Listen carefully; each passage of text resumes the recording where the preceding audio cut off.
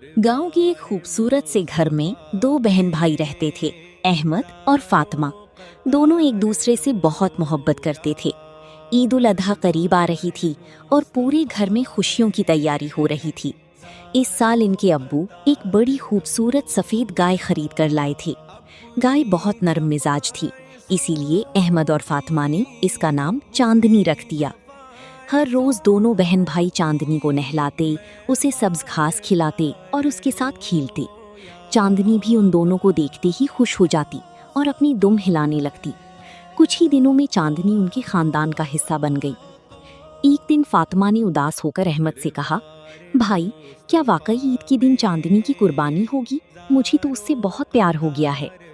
अहमद ने भी आहिस्ता से कहा, मुझे भी, लेकिन अब्बू कहते हैं कि कुर्बानी अल्लाह ताला की रज़ा के लिए दी जाती है।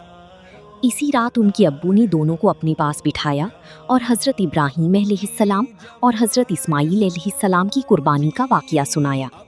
अब्बू ने बताया कि अल्लाह ताला अपने बंदों की मोहब्बत और फर्माबरदारी देखता है। ये सुनकर अहमद और फातिमा खामोश हो गई। दोनों के दिल में चांदनी के लिए मोहब्बत भी थी और अल्लाह के हुक्म की इज्जत भी।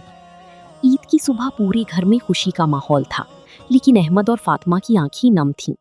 जब कुर्बानी का वक्त करीब आया तो फातिमा ने चांदनी की गली में फूलों का हार डाला और प्यार से कहा, चांदनी, तुम अल्लाह की राह में जा रही हो।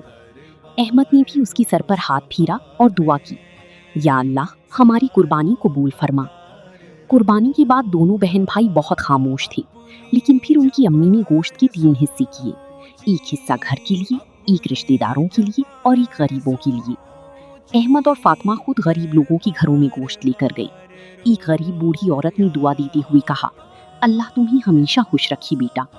ये सुनकर फातिमा के चेहरे पर मुस्कुराहट आ गई।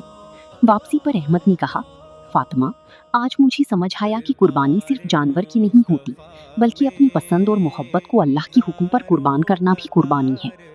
फातिमा ने खुश होकर कहा, और दूसरों को खुश करना सबसे बड़ी खुशी है।